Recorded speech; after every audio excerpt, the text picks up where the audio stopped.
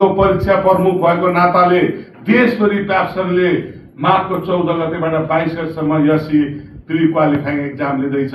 विशेष कारणले पर्साबाट एउटा निवेदन आएको छ, विभिन्न बन्दका कारणले, जाडोको अरू तनावका कारणले कोष भ्याउने समस्या छ, त्यसलाई केन्द्रले पक्कै पनि हेर्नेछ, यहाँहरूको पत्रलाई सम्मान गर्नेछ।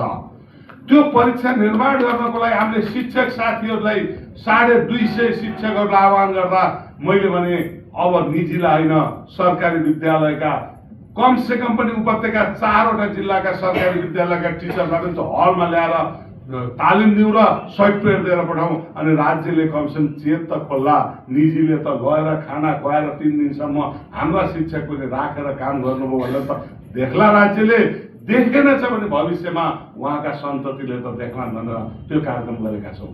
त्यसैले राज्यले के गर्छ गर्दैन भन्दा पनि हामीले गर्नुपर्छ। तपाईँ हाम्रो भूमिका पनि हुनुपर्छ।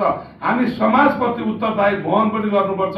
आज एउटा विद्यालय चलाउने प्रिन्सिपललाई बाटोमा हिँड्दाखेरि समाजले कसरी हेरिरहेको छ? तपाईँ हामीलाई हेर्ने दृष्टिकोण फरक छ। हामीलाई होला कुनै दिन पीडा भयो होला, कुनै दिन हामीमाथि आक्रमण भयो होला नि, तर चिन्ता नगर्नुहोस्।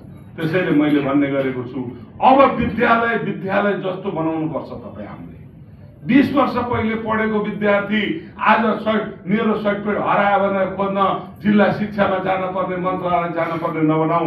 त्यो विद्यार्थी त्यही ठाउँमा आएर सर्टिफिकेट लिन सकोस् र मेरो विद्यालय भनेर सेल्फी खिचेर फेसबुकमा हाल्न सकोस्, त्यस्तो विद्यार्थी उत्पादन गर्नु।